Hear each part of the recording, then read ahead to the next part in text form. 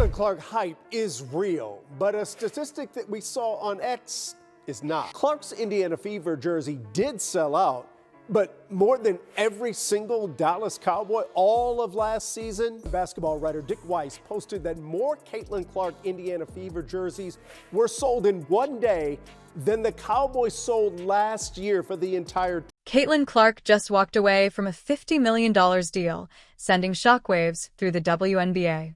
Stop and really think about that. Has there ever been a player in league history with the leverage to dismiss the biggest contract ever offered? That wasn't how the story was supposed to go. Clark was billed as the league's savior, the one who would change everything.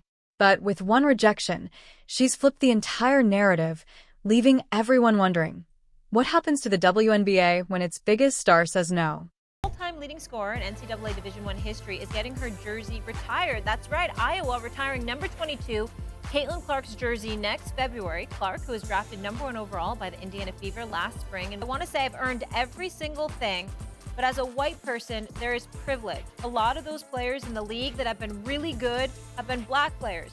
This league has been kind of built on them. She's elevated the profile of women's basketball because she's a superstar talent. She deserves to get her jersey retired. She deserves to be celebrated at Iowa. That's exactly what we're about to break down.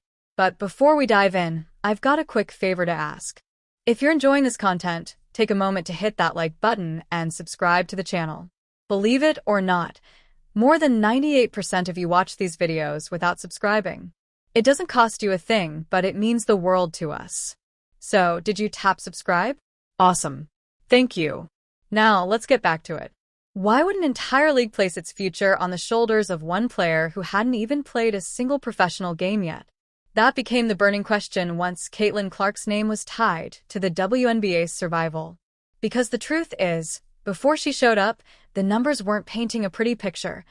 TV ratings were stagnant, local broadcasts couldn't hold viewers, and ticket sales struggled to even fill half the arenas. Did an event with her and my guy Mark Shapiro in Iowa, that's his alma mater.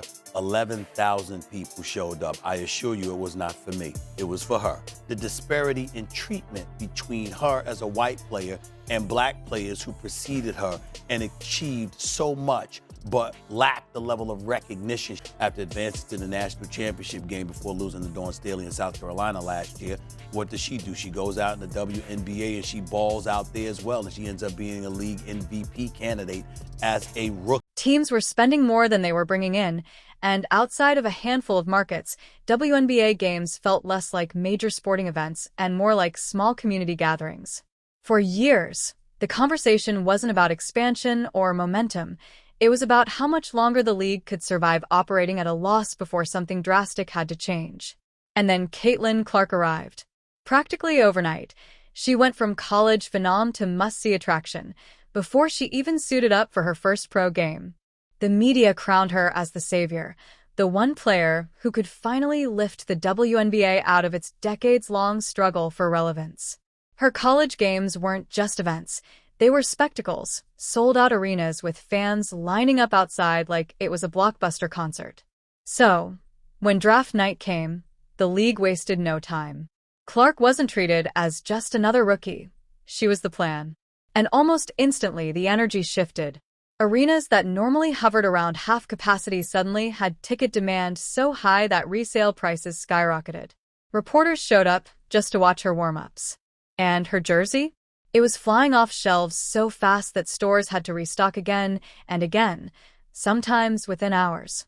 NBA sensation Caitlin Clark has scored numerous honors for her skills on the court. But Clark did more than just dazzle on the court this past season. She has quickly become one of, if not the most popular stars in the WNBA. Clark was awarded the league's Rookie of the Year award after a record-breaking season. She was the first rookie to be named the All-WNBA first team since 2008. Sports media company Boardroom says the WNBA was the fastest-growing brand in the United States. People online compared the Clark craze to Taylor Swift concerts and blockbuster premieres. This wasn't the quiet rollout you'd expect for a rookie. It was unlike anything the WNBA had ever seen. And almost immediately, it paid off.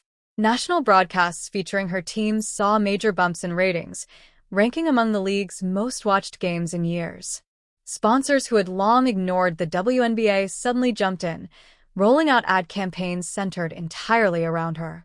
For once, it wasn't hype about potential fans. It was real. Ratings climbing, money flowing, and arenas selling out. Within just a few months, optimism around the league reached levels unseen in over a decade. That's when the mood shifted. The WNBA brass believed that if Clark was powering the surge, the smart move was to lock her down, so they put a record-setting $50 million deal on the table. This wasn't pitched as just a contract. It was the golden ticket. The deal meant to prove the league was serious about valuing its stars. Picture the scene, the commissioner sliding the contract across the table, everyone expecting Clark to light up and sign on the spot. But instead, she shrugged. She didn't need to clutch the pen like it was life-changing. That non-reaction spread faster than the offer itself. News broke that she turned it down, and it detonated across sports media. Debate shows made it the headline topic. Social feeds exploded. Even casual fans who barely followed women's basketball suddenly had strong opinions. Some argued the WNBA finally understood a star's worth. Others claimed the rejection showed the league still didn't get it, that today's athletes think differently, that money isn't the only measure of power. The chaos wasn't about whether Clark deserved the deal. It was about what her refusal revealed about the balance of power. The league assumed she needed them, that their giant check was the anchor keeping her tied to the WNBA. But Clark flipped the script. She proved she didn't need their validation. Endorsements, cultural relevance, and mainstream influence had already placed her far above what the league could offer alone. And that's the moment the WNBA's biggest gamble was exposed. For years, they believed survival meant finding a single star to carry the torch. But when the player they'd bet everything on casually rejected their biggest offer, it revealed the truth. The problem wasn't her value. The real issue was the outdated belief that money alone could secure the league's future. Clark saying no wasn't just shocking. It forced everyone to see that the WNBA can't hinge its survival on one player or one paycheck. Because right now, the stars hold the leverage. The league needs them more than ever. But those stars? They've already proven they don't need the league to shine. So, the question isn't what Caitlin Clark does next. The real question is, how does the WNBA respond now that she's rewritten the rules?